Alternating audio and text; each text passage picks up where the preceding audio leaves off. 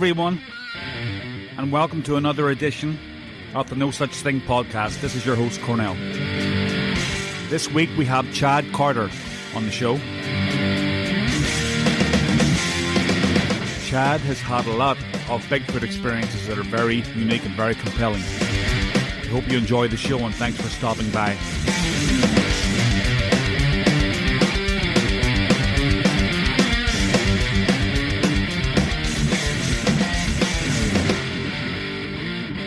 My first time ever seeing one, I was about 7, 8 years old, and I was living in Florida at the time. My mother had told me it was time for bed, and what she didn't know is when she sent me to bed, I would sneak out my bedroom window and I'd go catch frogs at night, which are plentiful down there. And I had a pet goat, and I would go over and I'd pet my pet goat.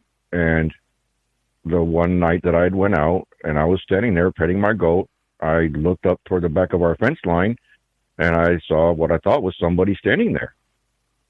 And it was, in later retrospect, years later, you start putting the two and two together. But being that young, I just thought it was a dark-skinned person that was at the back of our fence line. The back of the house was butted up to the power company's power lines with a big area back there. And back then, they didn't manage it. It was overgrown. So there was a lot of weed bushes and stuff like that back there. And nobody went back there as far as the kids or anything because, just poisonous animals and reptiles and stuff like that are down there. And I'm just standing there petting my goat, and I see what I thought was somebody standing in our back fence line. And from what I can remember, I just remember a short, curly, dark hair. It was all over the whole body, and it was carrying what appeared to be a stick that it was walking with, and all it did was just look at me as I was sitting there petting my goat, and the only thought that crossed my mind was that he must just be looking at my goat too, and then just turned and just walked off into the bush. From what I can remember, that's all I really remember was the dark skin and the curly black hair, and it was carrying a stick.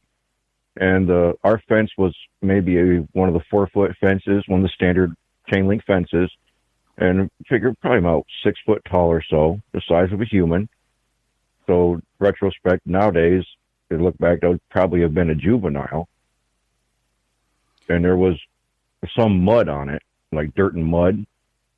And after retrospect to the years later, I'm thinking possible protection for mosquitoes and bugs, because it is Florida and there's a lot of them. And after all the years of doing my research into the topic and the encounters that I've had, that I get to look back and go, oh, so this is what has happened. This is why this was, That I would have been 7 or 8 years old, somewhere in there, about 87, 88, somewhere in there. And our house, if you were to look at it on Google Maps, you could even look it up now. It was 1320 Windsor Way. And you could, if you Google Map it, it's not that far from MacDill Air Force Base, because my father was military there. There was a pretty high population. It was, just streets and houses lined up, But it was just as that big strip that was behind the property was the power line company's property. And it wasn't managed as well as it is now. When I've looked at it at Google Map, and it's a lot more cut down and managed nowadays compared to what it was when I was a kid, because the overgrowth on there would have been taller than I was being a child. Well, I didn't tell my mom for years because I had been sneaking out, and I didn't tell her for years later that, hey Mom, you remember when you used to tell me to go to bed? Yeah, well, I used to sneak out the bedroom window and I'd go catch frogs and stuff. Ever since I was a child, I've always been fascinated by animals my whole life. And yeah, that's been one of my passions, is the outdoors.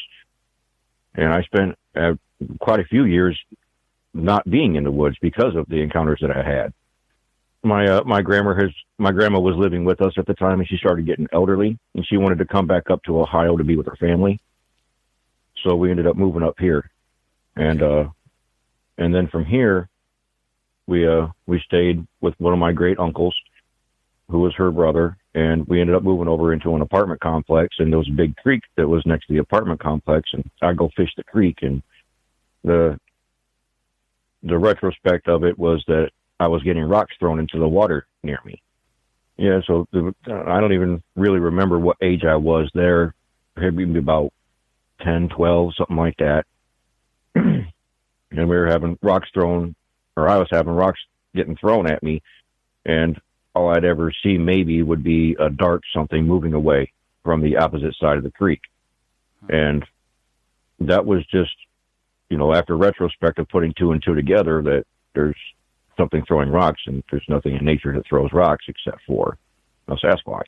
I thought it was somebody, and it stopped my fishing because I'm like, well, somebody's throwing rocks in the water. I'm not going to catch anything, But I had to have been like maybe 10 to 12. And then after that, we ended up moving to the house that we stayed in for over 20 years. And that's from that house in that spot is where I had 99.9% of my encounters.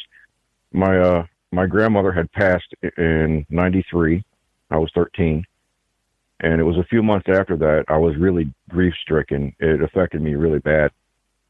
And I decided to go out for a walk. By our Maumee River here in Toledo, there were baseball diamonds. And there was a big wooded area that was surrounded behind the baseball diamonds. And I walked up in between the baseball diamonds, and I heard what I thought were people talking. I thought, oh, somebody's back here. I started walking a little into the woods a little bit. I walked maybe not even 30 yards into the wood line, and I could see what I thought were people, and it looked like they were building a teepee. And as I'm standing there looking, I started to realize that these aren't people. They're all naked. And one of them was pure white. And believe it or not, he was wearing a pair of red shorts, which I still have not been able to put that together. I've never heard of any other people seeing a Sasquatch wearing clothing. But as I'm standing there, it's like they noticed my presence, and a few of them turned, looked at me, and there was a commotion, and they all scattered, running and disappearing into the woods, except for one. There was one big male, and he's standing there looking at me, and I'm just like standing there in awe. I mean, at this point, they're probably another 30 or 40 yards out in front of me. I'm just standing there in awe, like, what am I looking at? And the first thing that pops in my mind at 13 was Indians. We were learning about Indians in school, and I'm thinking these, First Nations people. And the big male was a reddish color, and I'm thinking red man, and red man, First Native people. And that's what I'm thinking I'm seeing are these natives that just didn't want to blend in with society, and they wanted to live like this. And they were teaching the younger ones that were smaller than that big one how to build this teepee structure. And these trees were every bit of a foot or more in thickness. And they were using teamwork in order to be able to put these big trees up like that, because they had to be 500-600 pounds. They all scattered off, and that one big male sitting there looking at me, it looked over to his right toward the teepee that they were building, and it still wasn't complete, and looked back at me and even made what seemed like a gesture towards the teepee, as if did I want to join. But at that moment, the fear hit me, and I turned and I left immediately. I was like, I'm out of here, gone. But that was that encounter. That it was pretty brief. It only maybe lasted 30 seconds, but it seems like minutes. I walked maybe 30 yards into the tree line, and they were at least 30 to 40 yards out in front of me, past me. And later on, I ended up talking to now my brother-in-law, who was telling me a story about that same spot, that they were all at a baseball game, and a bunch of commotion going on in the woods, and the men of the groups that were there for the baseball game were telling all the women and children, get in your vehicles, we're done, get out of here. Wow. So in retrospect, now I'm going, now I'm talking to him about Bigfoot, and everybody around me, even my old lady, doesn't believe it. But you have your own brother sitting here telling me a story that confirms what I've said, that they were back there at that time. And then later on through the years, maybe a couple of years later, that teepee structure had been burnt down. So within that timeline of me seeing them build it, that happening behind the baseball diamonds with the groups of people, and then that teepee structure getting burnt down, it all just, started fitting things together. Personally, I think they observe us. They learn from us and our actions, even our speech, which we'll get to. One of my next stories too is that I actually heard the speech. They watch us. They learn from us. If they're not learning from us, they're still observing us from that distance. They see what we do. We're a horrible being, to be honest. We destroy everything we touch. I have heard stories from the Civil Wars that there were people having encounters back then during that. I mean, you've got colonial people, First Nations. I mean, the history of these beings goes back beyond our history, I believe. I told my mom, and all she really told me was, just don't go back there. Just don't go back there, and you won't have that problem.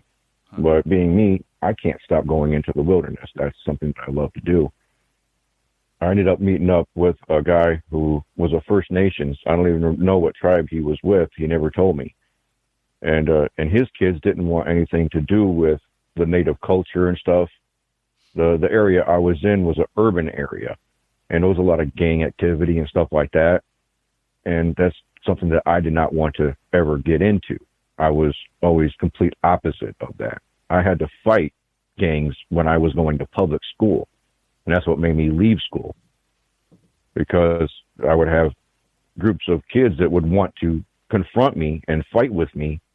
And I'm like, leave me alone kind of deal. And finally it got to the point of, all right, you want to go, we'll go.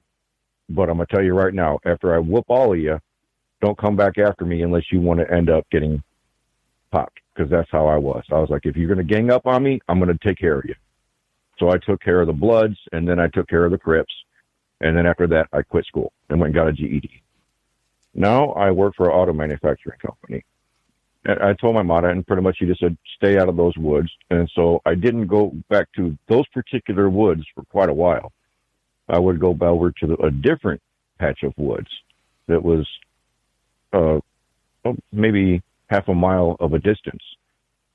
And the area has multiple bigger patches of woods all around, including a big lake. There were 2 lakes at one time. Now one of them was a parking lot. A lot of these patches of woods are almost intersected. You pretty much could go from Toledo all the way up into Michigan in the middle of the night, and nobody would ever see you if you wanted to. So I would go over to other patches of woods, and I would see things that I just couldn't explain, like trees that had been twisted and broke that were 6 inches in diameter, that I know that snow weight isn't going to cause a tree to twist and splinter, or see a forced break on a tree where the tree has split in 2, like the one picture I had sent you, it split in 2. That doesn't happen in nature from snow weight. It's a gradual bend down and into a break. It's not going to snap with a force like that to cause it to split in 2 and go in opposite directions and leave a rectangle in the center of it, because it's completely split. After a while of being with that Native American, he taught me how to track deer and how to track the animals. Doing that is how I figured out how to actually go out and find these creatures. Literally. I have had an open invitation to anybody who wants to come up here, and I will show them how to do it. So seriously, on how to finally end the charade of, oh, they exist, they don't exist. No, they exist. They are definitely real. You can't have millions of people all around the world seeing the same exact creatures. They choose not to educate themselves in it because they don't want to believe it. Well, it's like the Patterson Gimlin footage. I mean, for years I thought that was fake myself, and then when you actually sit down and look at it, and you look at, I can't remember the name of the guy who broke it all, M.K. Davis? Yes, I love that. I love MK. I got him on my friends list. He did remarkable work. He did. That's probably the best breakdown of the Patterson-Gimlin footage I ever saw, and for people that don't know what I'm talking about, it's that back in the 60s that Sasquatch caught walking across Willow Creek, was it? Bluff Creek. I believe it was Bluff. And the way that thing turns, and people say it's a costume, but, it's just not a costume. It's too big, it's too refined for the era, and the way that thing turns and looks at the camera, you can just see something in its eyes that you can see into its soul. It's crazy. I remember, like, with the M.K. Davis footage, I mean, that's a being. It's not somebody in a suit. There's no way, Right. Not when you can see the muscle movement. Yeah. They did not have technology back then to do that, and we barely could even grasp to it nowadays without artificial CGI. Well, that's what they say. The people, like top people in Hollywood that deal with that kind of stuff, say that they couldn't recreate it. I mean, we've seen like monkey suits from those days and even these days, and you can tell. Yeah, the ones nowadays they make it so that the fur is so thick that you're not going to be able to see the muscle structure or even blood veins. Yeah, and you can make almost all of that out right there in that footage, and it truly is a remarkable piece. Yeah, and they were very lucky to get that. That's for sure. Yeah. Do you listen to Steve from How to Hunt? I love Steve. I listen to every single episode. I've sent him a copy of one of my encounters. He hasn't read it because honestly, I don't think he can even believe it. He's overwhelmed. He is. He's got so many messages. It's not funny. Yeah, I love Stevie. Someone like him lends credibility to the subject because he's a no bullshit kind of a guy, and right. You can tell from his. And I hope I'm not boring the listeners here, but you can tell from. He started off as a how to hunt guide, and then people kept bugging him about Sasquatch encounters, and then he became inundated, and he went on a that and his grandfather. That and his grandfather. Yeah. Oh man. Yeah, that's an amazing story. But anyway, so what happens next then? I would go out and I would track deer, and I would find spots where I would be in full camouflage and downwind. And I would sit and wait to see if a herd would come through. And I would see these creatures from a distance, usually of about 100 yards or so, moving through the brush and then doing what they're doing. And foraging, scavenging, stuff like that. I got to the point where I became a stalking bow hunter for the deer because we had to get food on the table, and sitting and waiting for a deer to come isn't usually going to put food on the table on the day you need to get food, So I started doing stalking bow hunting, which is a lost technique of how to walk, how to blend in and be able to stalk your prey to get close enough to be able to get within that bow range. What you mean, as opposed to just sitting waiting on it walking past? Right. Yeah, and that's the way I began hunting. Because if you're hungry and there's nothing on the table, I'm not going to sit there and wait and hope that a deer is just going to walk up within bow range for me to get. I got to go get that food, And at that time, we were poor. I mean, I was literally stealing water from people's hoses sometimes just to be able to have water in our home. It got pretty bad at some points. Carrying buckets of water from somebody's hose just to be able to have water to eat, drink, and wash. I was kind of raised an old-fashioned way through my grandmother. She grew up on dirt floors in Kentucky on the side of a mountain. And it was, I can't even remember the name of the town. It's not even there anymore. Yeah, that's, I was raised old school, you'd call it. Right. Really old school. It got to the point where I'm sitting there and I'm going, nobody's going to believe me when I tell people about this, because back then, the Harry and the Hendersons and the Patterson footage was the most anybody had ever thought of Bigfoot. And I started getting friends to come out with me into the woods, but I wouldn't tell them why. And I would do my own tracking and stalking to see if I could get back into the areas where I knew I had seen them before, and hopefully somebody else will see them with me. And then they won't think I'm crazy, And then quite a few different circumstances, I'd have friends with me, and things would happen. Like I had one, we're just walking down the trail by the pond, and he gets hit with a rock. And he goes, "Why'd you throw a rock at me?" I'm like, "Dude, I didn't throw anything." He's like, "Dude, you threw a rock at me. A rock just hit me in the back." I'm like, I didn't throw anything. We go walking a little further, and he gets hit again. He spins around, and he's like, "What the F, dude?" And I'm crouched down looking at something. I go, "What?"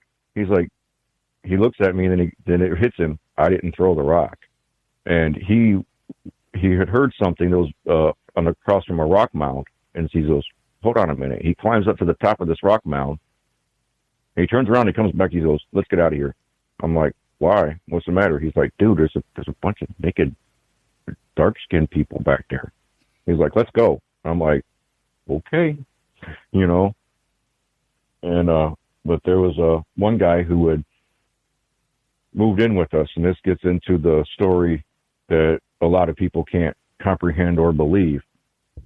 Is he woke me up one day and said, "Let's go tracking." I said, "Okay." So we go out by the pond, and there's railroad tracks and stuff that lead out toward there. And we're out by the pond, and we find what looks like human footprints, but it's in the fall season. It's chilly out, and they're barefoot footprints, about the average size of a human's footprint. And I recognize them as being a Sasquatch footprint because there's no arch. We're both sitting there looking at them, and I'm going, "So, who's walking around in the middle of fall or so when it's chilly outside, barefoot, out here in the woods?" And so he's kind of sitting there scratching his head. I'm like, yeah, okay. We go over by the railroad tracks and stuff, and we're just looking around, investigating, and we didn't really find much until we got over by the tracks, and we saw what looked like driftwood and stuff that was laying along the bottom of the rock piles from the tracks. And we were looking for a stick to put into our aquarium for a snake that we had to crawl on. And I looked at this one stick, and I was like, "Dude, this looks like a turd." And I walk up to it, and I go, "This is a turd." It was about 2 foot long and 4 inches thick in diameter in the thickness of it. And while we're looking at it, I grab a stick and I start poking at it, and it falls apart, and we just look and see that there was small, like almost rodent bones and broken pieces of bone in it, deer hair from white-tailed deer, and seeds from various berries and fruits that were abundant in the area. Well, sounds like something you get at the health food store.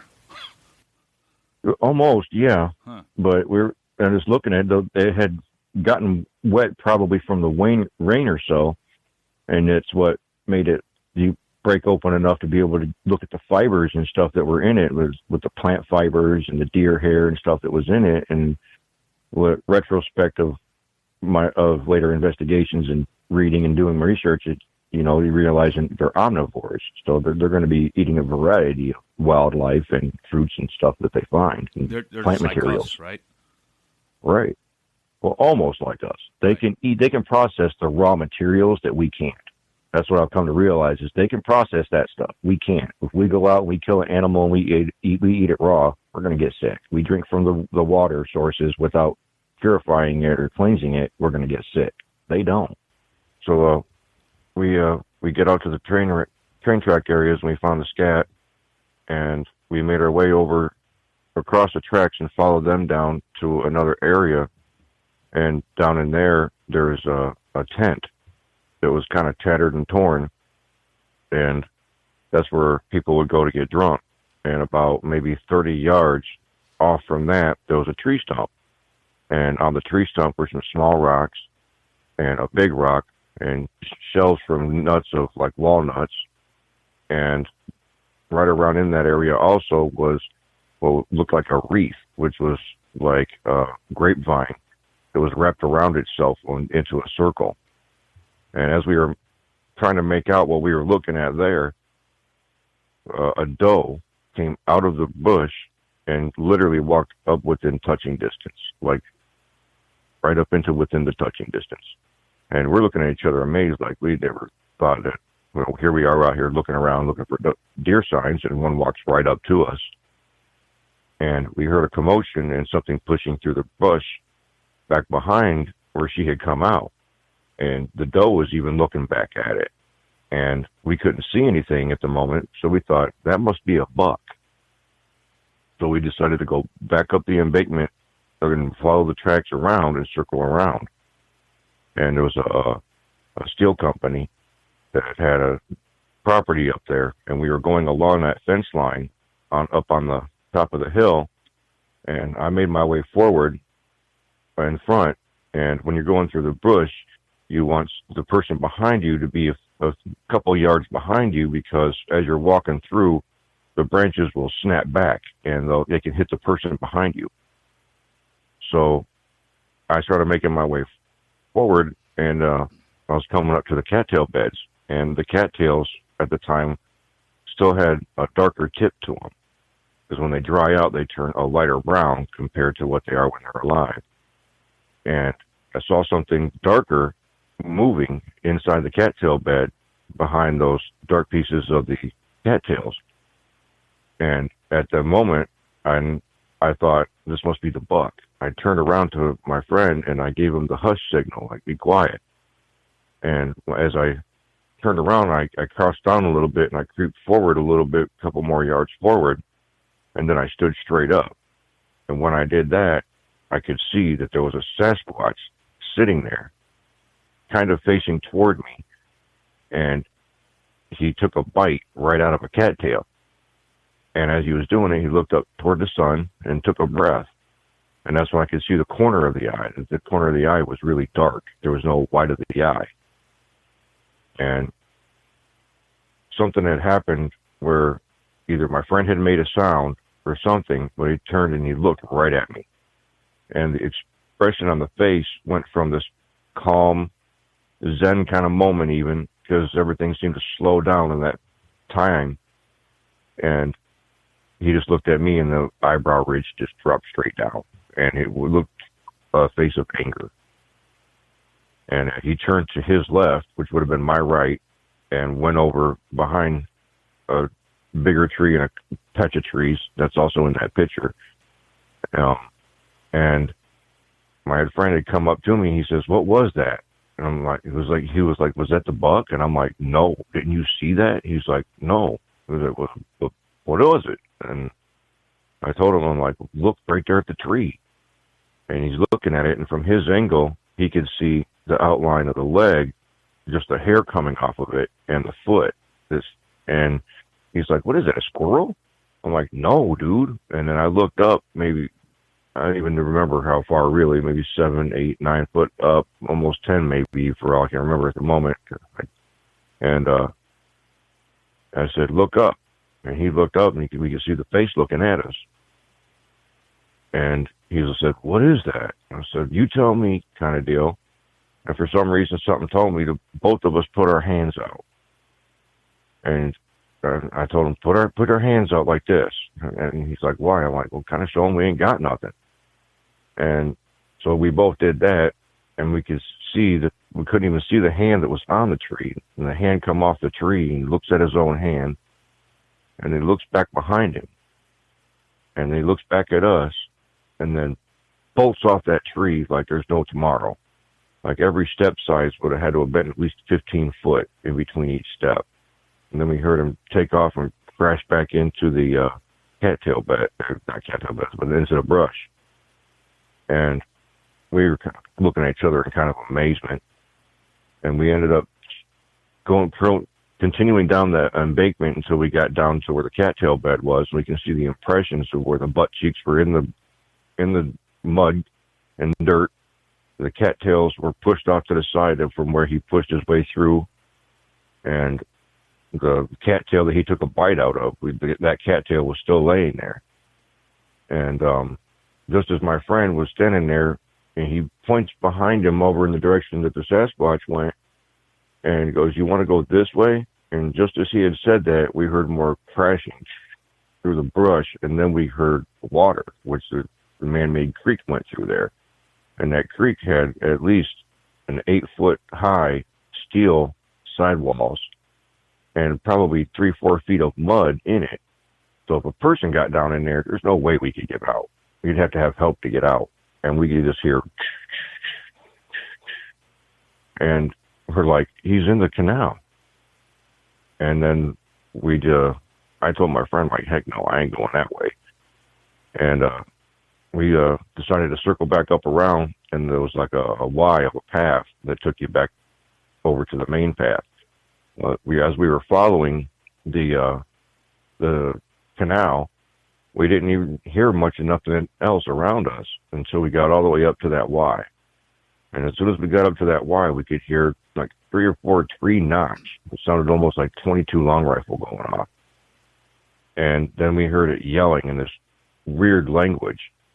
And it was really loud, almost as if you were to take a double-stacked bass amplifier for a guitar and hook a microphone up to it and started trying to yell through it. And we're just standing there kind of amazement. I look at my friend like, they can talk? And then we'd heard something behind us, and I spun around looking behind me and didn't see anything there.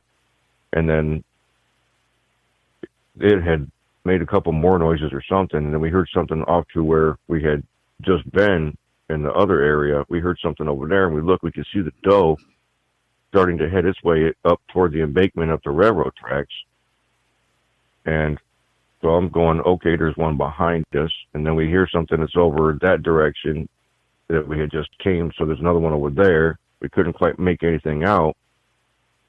So I'm going, okay, we got one behind us, one to the right of us, and this one right here in front of us. And the only way out is down this main path that takes you up to the neighborhood.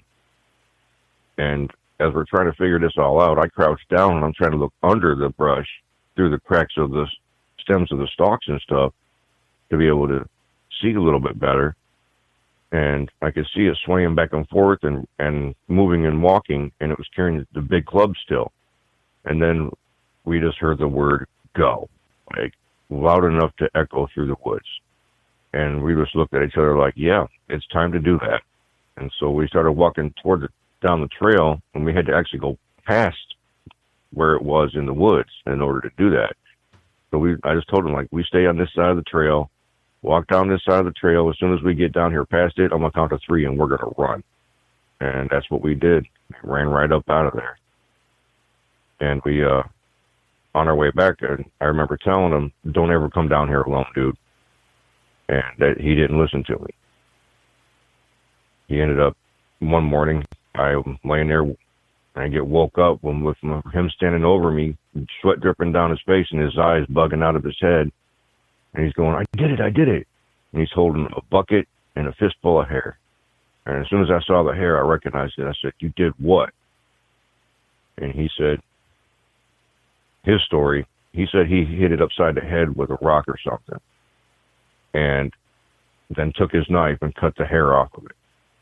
And he said he took the bucket because he thought it might have fingerprints on it because that's what it had. And I'm sitting there telling him, I'm like, they're not going to get fingerprints off a bucket that you've already touched, for one. And for two, you got a fistful of hair and you're dripping with sweat. You just got your sweat all over it.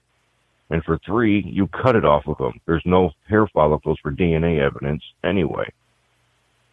So he ended up sitting at a computer after that, and he took the hair sample and he stuck it in an envelope and he mailed it off. About a week later or so, we had a thunderstorm. And then he calls me upstairs.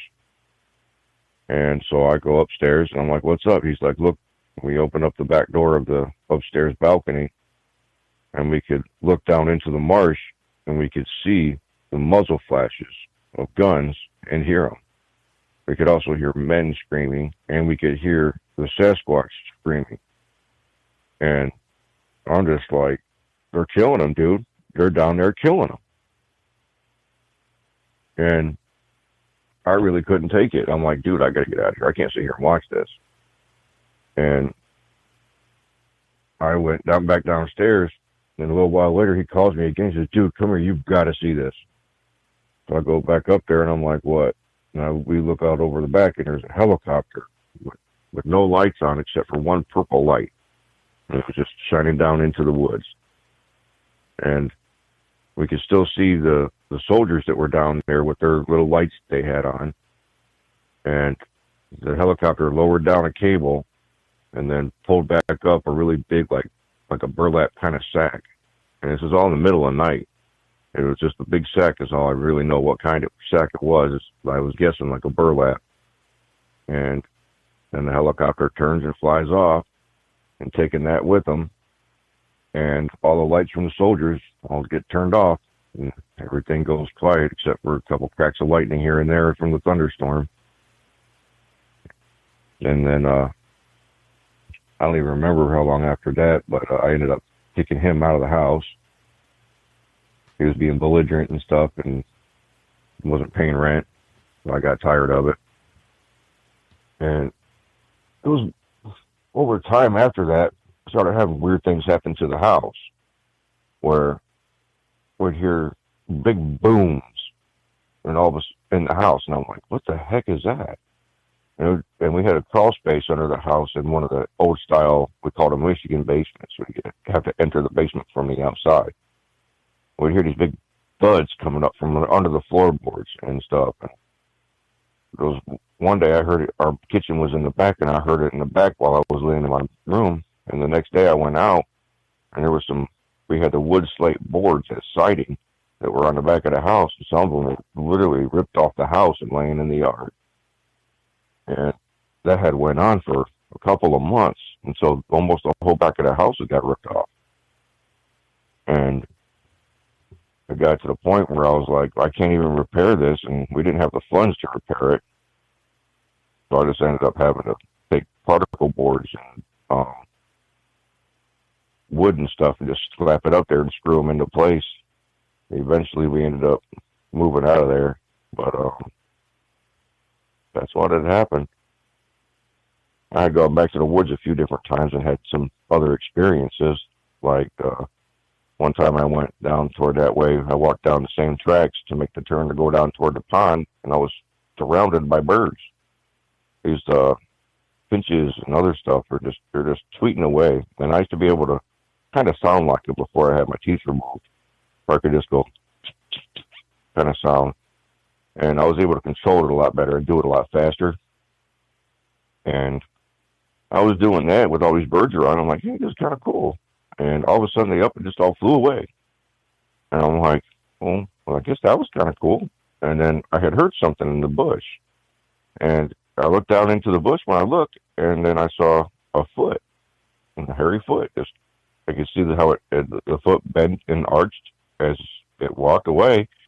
And I'm going, wait a minute. And this was like more like a springtime or summertime. So there was more foliage. And I couldn't see deeper in there. I'm going, wait a minute. This was like less than, not even a few yards, maximum of maybe 15 yards in front of me. And one of these can be this close, and I can't see it and know it's there. And that was one of the last times I went out in the woods alone in any kind of a summertime climate.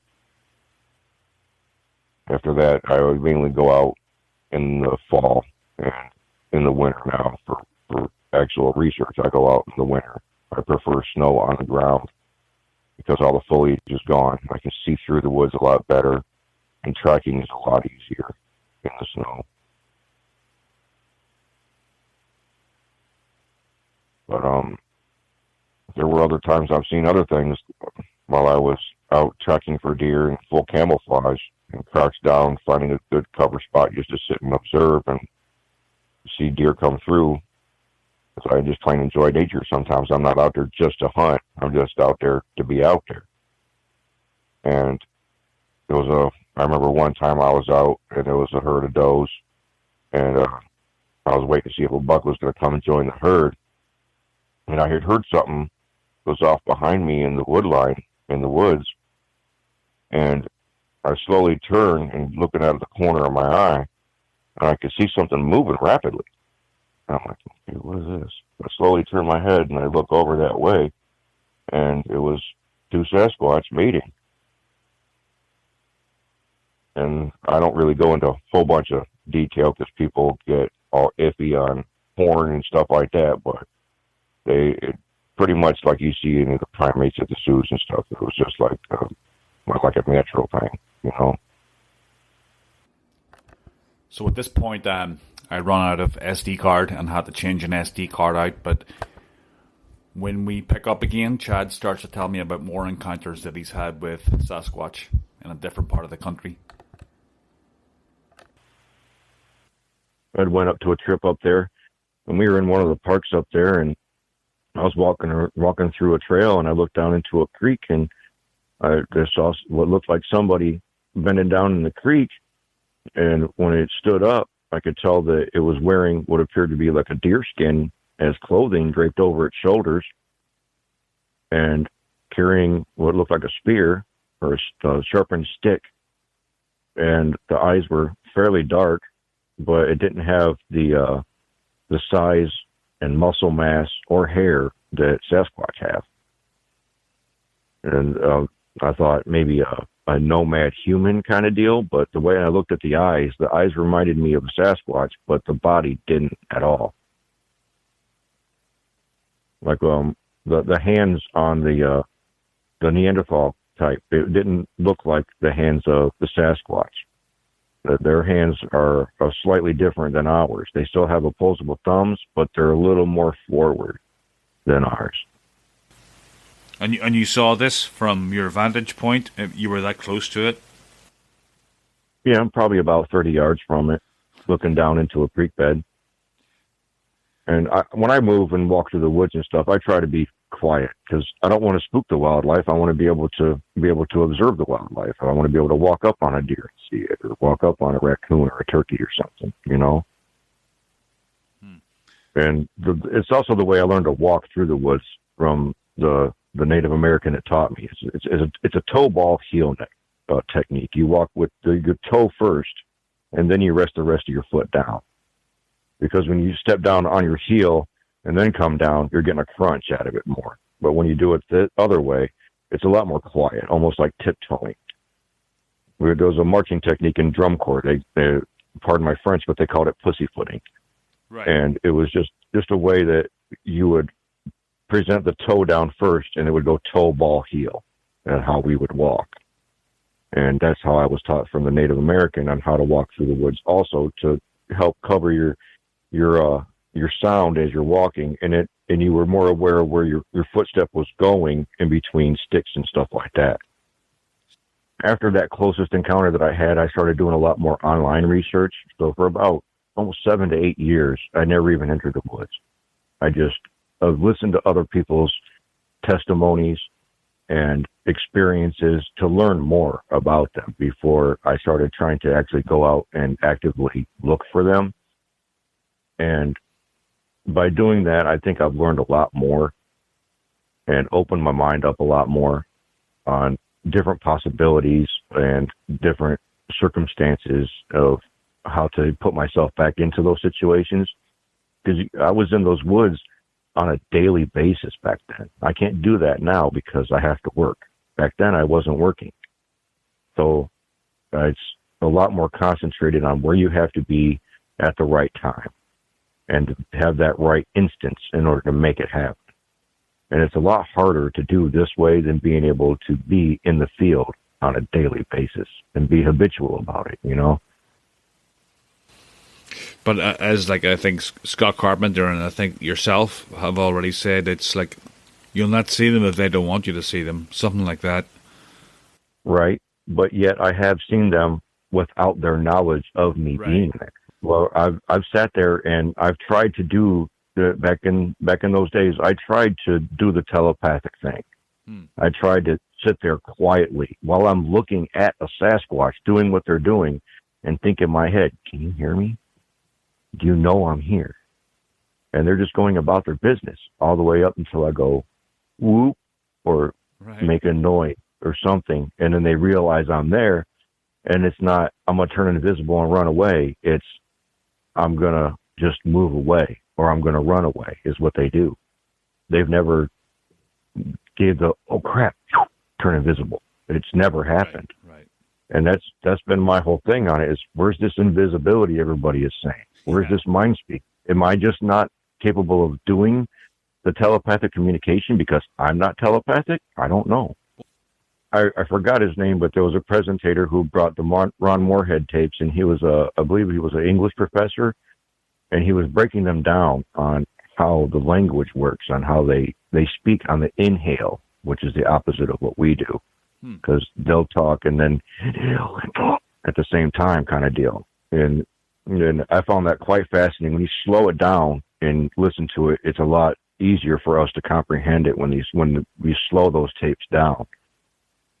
And I found that quite fascinating because I've been searching for years on what's this language that they're speaking. And I've contacted chiefs and elders of multiple different tribes and heard the stories of first indigenous people that are like Icorians, the now extinct Zuni tribes, Mohawk people, Cherokee, that back before white man came to settle here, and even before those ancestors, that there were the tales of being able to communicate and trade with the Sasquatch, which I found completely fascinating. That's why I've been searching and searching, trying to find this language, and still haven't found it.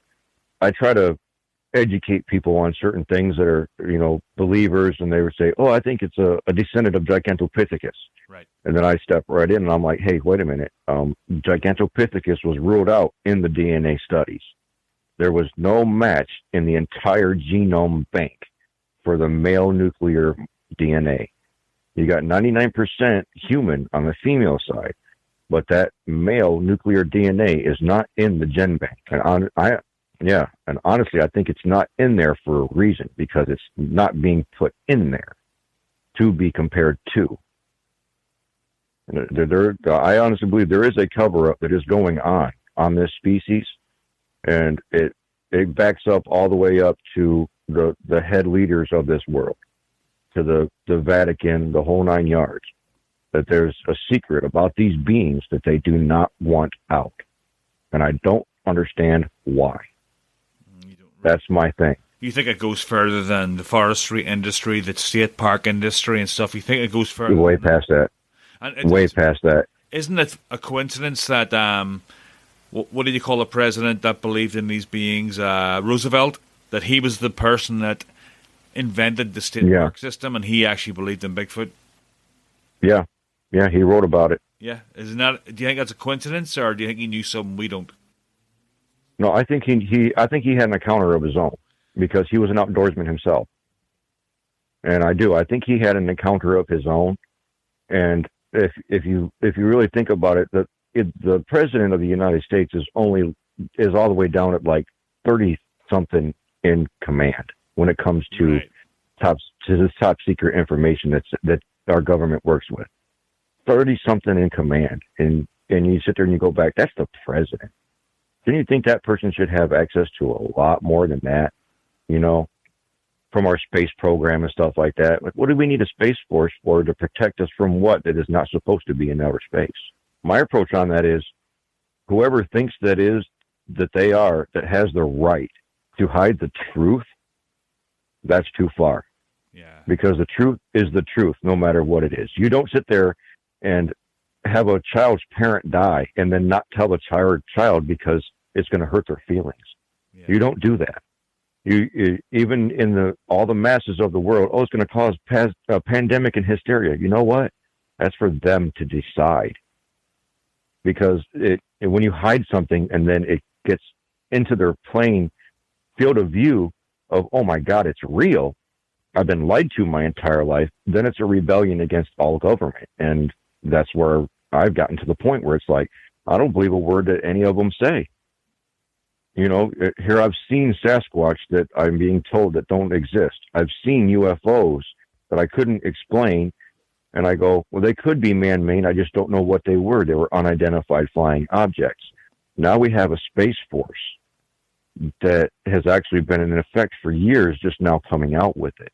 So they finally released the patents on the B3 something 2, the triangle shaped one that's got 4 engines to it.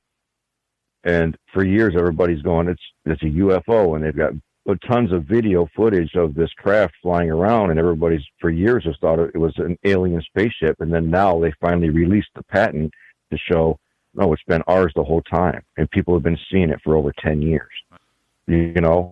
So the space program has been in effect for a long time. It's just been in the secret. It's been in the secret bases of Area 51 and Cheyenne Mountain and stuff like that. That it's been in secret.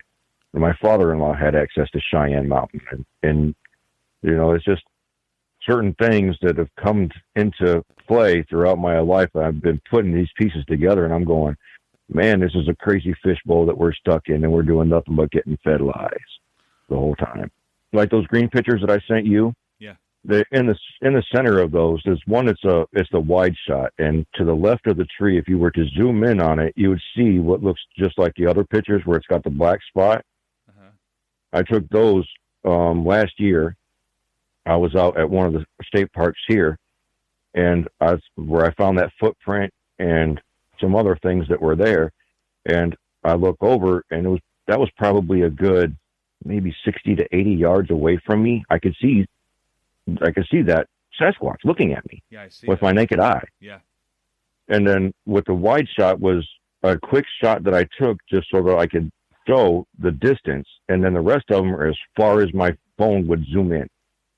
And that's the shots that I got of that. That was as far as I could zoom in to get those. And that's when I tell people, you can almost see the eyebrows on that thing. Yeah, but that's the maximum I could zoom in on it. And people are always saying, oh, blurry photos, this and that, and something else. I'm like, okay, but look, this is one I saw with my own two eyes, standing there looking at me, pacing back and forth, turning its head back and forth, looking around. And that's the best pictures that I could get of it at maximum zoom, and playing with my focus trying to get it. Oh. Now, that's how hard it is. And not that at the same time, you've got adrenaline going and everything. Yeah, I'm sure. And you're trying to keep in yourself calm and collective in order to be able to work this stupid smartphone to get it to work properly and try to get a picture of this. And then that's what you end up getting, is that you get the reason why it's blurry is because it's 60 yards away from you and you're using a smartphone. And just from the encounters that I've had of being able to observe them and not panic, it's where I'm trying to get to that point where I can put myself into that proper circumstance in order to be able to get a good quality photo. I'm not going to be able to get that on my phone. Yeah, right. It's not going to work. So I do have a millimeter camera that I have from my mom that she used to take pictures of me when I was in drum corps, and that would be 100 yards away, and she could do full close-ups all the way up to almost facial shots from that far away with this camera. So I'm really hoping to be able to get into the field with this camera and then be able to get that film developed and see if I can't get something good for a picture quality. I mean, I'm not trying to be famous about it. You know, I don't care about that anymore. I just want the world to see what's really there. And it can be dangerous. It truly can. These things are so big and massive. I've observed a male break a 6-inch thick tree branch like it was a pencil. Yeah. And I've had nightmares about it because it's just the massiveness of the power of being able to do that. It's just awe-inspiring.